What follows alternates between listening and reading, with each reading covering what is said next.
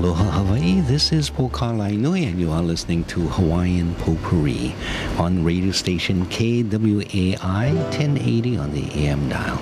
Today is the 13th day of October in the year 2012 and it's Saturday afternoon, 8 minutes past the hour of 4 o'clock. Welcome to the program. I begin this program in reviewing at least one activity that I was involved in this past week, and that was to attend a luncheon from the Department of Vocational Rehabilitation, and in that luncheon there were awards being given for various topics, and we, Halinao Pono, had been the recipient of one of their awards for the Employer of the Year because of our employment of folks who have or who suffer from what has been called disabilities that come out of the Department of Vocational Rehabilitation Services. But what I wanted to focus on was not necessarily award giving or award receiving, but some of the concerns I had, which I took the time to express to the audience and the givers of this award to us. On the subject of disability, and I had watched other people receiving awards for various things, and I had just followed three people who called themselves the Three Blind Mice, and they were also awarded for their hiring individuals who also had disabilities, and they operate, I think, at the, at the airport, yeah. So, and they did a wonderful explanation of their services and their gratitude for receiving the award. So I followed in receiving an award for Halinao Pono, and shared with them some thoughts that I had with regards to not only the award but the event and the subject of disabilities.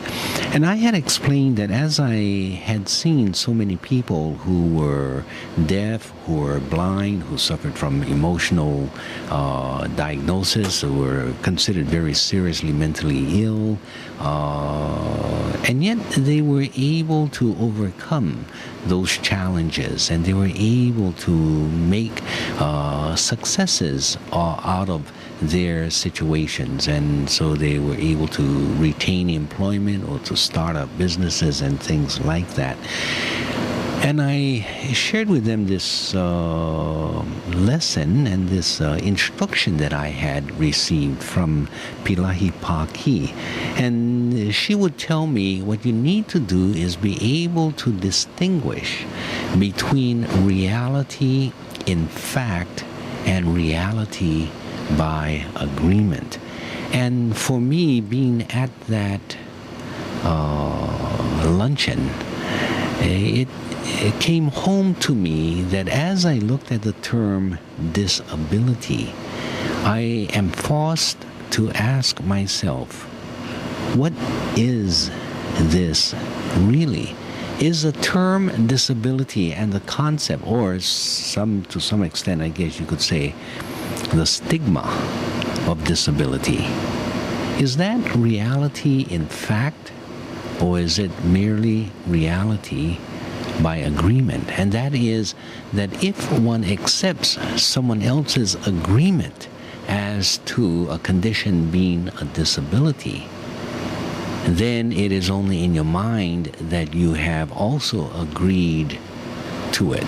But the reality in fact is that many things that have been called disabilities are really challenges, and to have seen so many people overcome these so-called disabilities, and I would put it another way, to be able to meet the challenge and excel in meeting that challenge, which conditions gave them the opportunity to elevate their potential and their, not only potential, but their exemplification as human beings willing to meet such challenges.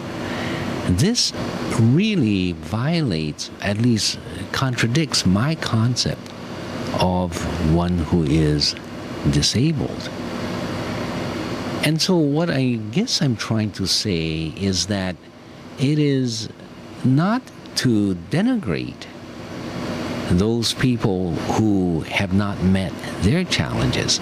It's not to dismiss or deprecate from the seriousness that what is now being called a disability poses as a challenge for many people.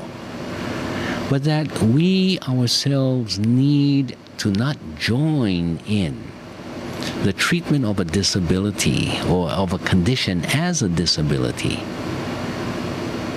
but treat it as special challenges, and as a result of that, move into an area or arena or a mental framework of recovery, of improvement, of stepping up, of stepping beyond, so that the individual who has been stigmatized with this idea of being disabled and sometimes seeing themselves or other people seeing them as being lesser than anyone else, we need to go beyond that and recognize the challenge, and that we can participate in supporting one to exceed the limitations that are normally set. Okay. I'm sorry if my words are not adequate to express fully the concept, but I think it has at least reached some, modicum of understanding. I hope it has, so that you can appreciate what I'm trying to express in my thought patterns.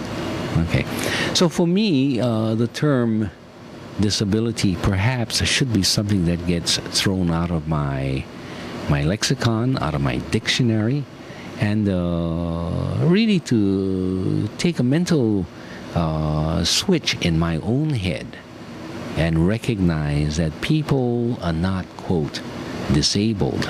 People have special challenges. And then you turn it to the next step.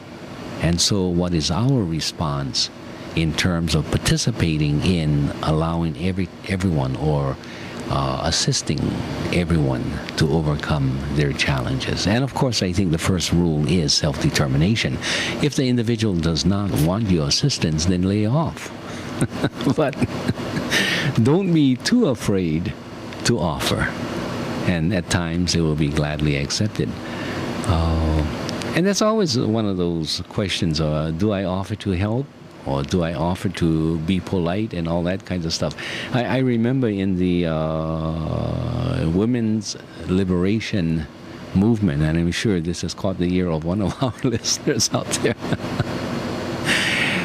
It became a time, or there came a time when I would hesitate to offer to open the door of a woman, because of the strive for what was considered equality, and because I wouldn't do that for a man, I shouldn't do that for a woman. Or I come from a culture in which one embraces a woman, but for a man that you are meeting, you shake his hand. And over a period of time, as I became more involved in meeting people in different arenas, not within my community, I started cautioning myself that to just make that presumption without looking deeper at what I'm doing, I'm carrying with me a prejudice. I'm carrying with me that sexism. I'm carrying with me, what was a famous or well-known word at that time that was being passed around? Now I forget the word. Maybe it's a mental block. There's a reason for forgetting it. But you didn't want to act in a particular way just to show, or just to be, or to suffer the consequences of being politically incorrect. It wasn't machoism. It was, I don't know. And you folks out there, I know I can hear you reciting the word to me, but I just can't hear you through that that radio. Okay, so that forces us to sort of react in a different way. And then I asked, I spoke with someone, I think it may have been my wife, and I told her about this thing that I was having, not wanting to even offer to open the door of a car for a woman. And she says, well, for me, do it because I appreciate it. And I'm sure others would appreciate it. But you can never tell, so you got to be very careful. I remember once writing to an individual, I think it was a female, not knowing if she was married or single. So I took the option of writing Ms.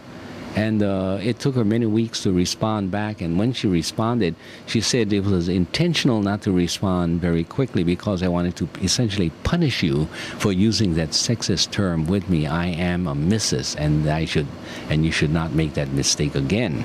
But what do you do when you don't know the marital status and you want to be appropriate and yet you get slapped for it? We do have a caller, and it may be someone who's willing to rescue me. Let's go to that call. Our telephone number here is 524-1080. Aloha, welcome to the program. Hi, Poka. Yes. Okay, the word you're looking for is chauvinism. Yeah, that's it. That's it. Yeah, no, I don't think you're a chauvinist. You know what? It's really interesting because I grew up hearing all of that stuff, and now that I've taken lots of A&P, anatomy, physiology out the wazoo, it turns out that testosterone has the effect on the male brain of turning him from a pre-adolescent human child into what we call a man, a human male, adult male. Okay. Part of that effect is actually to make him aggressive towards other males that, aren't his ohana, he grew up with or he knows or his family. That's one of the things that military officers have to overcome in making a unit, making these guys with this natural sense of, ooh, get away from me, work together. Coaches do that too. And then as a team, once they overcome that barrier, and now these other boys who you do not know are part of your team, you can work cohesively together. But the initial instinct is, if you're not one of mine, I'm going to be aggressive towards you. And the other part of that is testosterone on the brain, on a perfectly functioning, properly functioning human brain, will also make that same male who will be aggressive on sight to males who aren't, connected to them, protective towards women and children. So you were acting in an absolutely perfectly natural way to want to help, to want to open the door, to, be polite, to be kind. So you were doing the right thing. You were being a natural man. Well, okay. I think that's a positive rather than negative. But it's Chauvinism funny because it's through all of this, that we had to come to that to understand some of how, social mores have developed over time, And, now, you have given me biological, scientific explanation of my behavior. I wonder to what extent is it also formed by my upbringing, my culture, my experiences, and not necessarily or contributing to that biological influence. Oh, absolutely. In fact, I think that the cultural part is itself informed by, because to me, you pluck somebody, if it's in them to be a certain way, you pluck them and you put them someplace where they have no influences from anybody they know, you're going to see evolve who they are, but it's going to be, sort of constrained by whatever society they happen to be in. I see. I don't know if I ever told you about, but there's something, and there's a formal name for it, but I don't remember. I remember it as the heritability studies. And they took twins, separated at birth, raised outside of their home, and of course, I'm sure you've heard about it, where 40 years later, they look them up and they find out that they married wives with the same name, or maybe Mary and Maria. And they had children, and they named the boys, Tyler and Tommy, and the other one, Timmy, and like that. So they come back and the that. Dog, the type of dog they picked is the same dog. Those kind of work, they went into the same kind of work. All these amazing things. Now you could think, well, they're twins, so in effect they're clones of each other. Well, they also, and I think this is the beauty and the elegance of the study, because, you know, when it comes to a study, it really comes down to how it's organized at the beginning. That's going to dictate, you know, the quality of the results. Well, the other part that they did was they found people, singletons they called them, not twins, who were raised outside of their families. Nobody they're related to raised them. And they tracked them when they were like 12 years old, I think 20, almost 30, 35, 40, like that. And what they found was the younger somebody was, the more like their adopted family they were. But as they got older, they started to be more and more like their biological family. If there was, and this was really looking for things like addictive behavior, so if there was alcoholism in the bio family, but there wasn't in the family that raised them, they tended to, you know, when they got that sip, they went ahead and went that way. But also other personality traits too, similar to with the twins, where if the family, you know, they'd all been carpenters, so this kid who was raised by plumbers turned out to be a carpenter, or, you know what I mean? So it was really interesting to see that, and I just thought that the study itself really blew me away, because I thought that was really smart to look, because I wouldn't have gone beyond the twins, you know? But, Oh, that's so interesting. So they say, although it's about 50-50 nurture-nature, it tips a little bit in the favor of nature. Just a little bit, not by much. So basically you can nurture somebody away from their nature, but sort of only until that point where they get exposed to what that nature would give them a proclivity towards. Yeah. Oh, that's so interesting. Now, next question to go beyond that. To what extent can one's cognitive abilities, one's ability to analyze, to think about, and then make changes to one's conduct, and deep changes to one's conduct for the rest of one's life, knowing that your nurture and your nature may have led you into one particular pattern of behavior, but after doing your analysis and checking it out and saying, you know, I don't think that was appropriate, or let's take the idea of forgiveness and revenge. You know, I grew up learning to take revenge, to get even, to get back at a person, to even... Oh, Polka, I'm not the person to ask. But at least it's an interesting question. I happen to believe there's some things that are unforgivable. God forgives all, but I'm not God. Okay. So that's a good discussion. I'd be interested in hearing it, but trust me, that's not one I get to participate in. Well, if you do find any studies addressing that other question, please call, because you seem to be one who has a handle on those essential issues and know how to get behind it. Oh, Polka, but that's because I'm always looking for answers myself. But as to your initial question, before you got it specific to vengeance versus, forgiveness, there's a joke about how many psychiatrists, a psychiatrist was asked, oh man, I'm getting it confused now. I'm terrible for jokes. Okay, let's see. How many psychiatrists does it take to change a light bulb? It's only one, but the light bulb has really got to want to change. But the light bulb what? Has to really want to change. All right, that's good. Okay. At least you're not picking on the Portuguese or on men or on women or on any other race. So it's psychiatrists now, and you're not picking on lawyers. Thank you very much for your telephone call. If any of you would like to chime in on this discussion, our telephone number here is 524-1080. All right, I didn't need to extend the invitation for too long. Let's go to our next caller. Aloha caller, welcome to the program. Yes, Boca, I'd like to send a chime in. Go ahead. Oh, I do appreciate the previous sister's call. That was very nice listening to her, and I do appreciate all her knowledge. I would like to introduce the idea that after all, twins, and we all experience a great deal during the gestation period. And there are studies showing the immense impact on the child's nervous system and even the ability to predict what kind of diseases will show up as adults. I forget what the term is now, but they can predict many diseases that will show up because of the experience of the mother during the gestation period. Yes. Her experience's impact on the developing child. So that's a very interesting new studies that are being done. And yeah, she's right about that chauvinism business. That was very good. I would like to say this business of courtesy, of opening the doors. I think one of the main objections was to see a woman sitting in the seat while the man ran around the car and opened the door for her. Now, to me, that's foolish behavior. You would do it for an elderly man or woman, and one would never close the door in the face of a man or woman.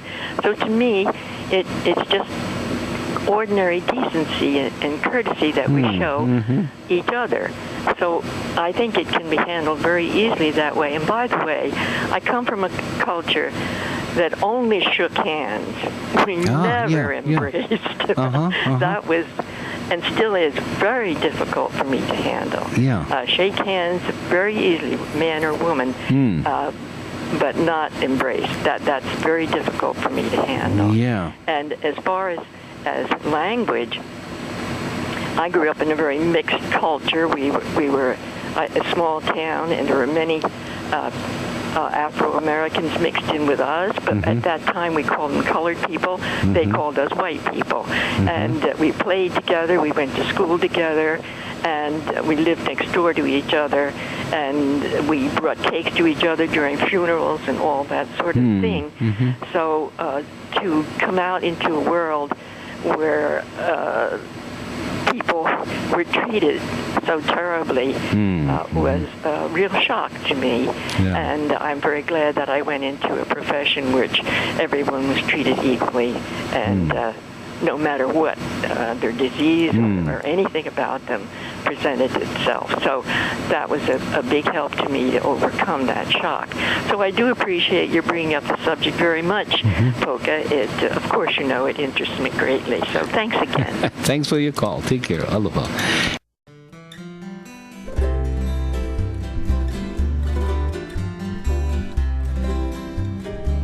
Kaulana na pua o Hawaii, Kupa ama hope o ka aina, Iki mai ka elele o ka loko ino, Pala pala anunu me ka paka.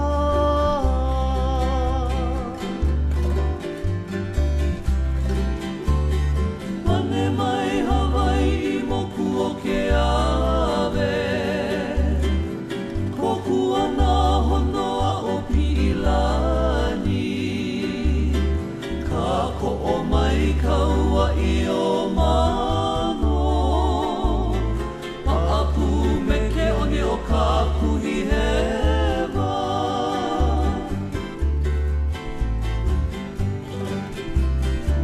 Aolea e kau I ka pulima, Maluna o ka pepa o ka enemi, Ho'ohui ai nā ku ai hewa, I ka pono sivila a o ke kanaka.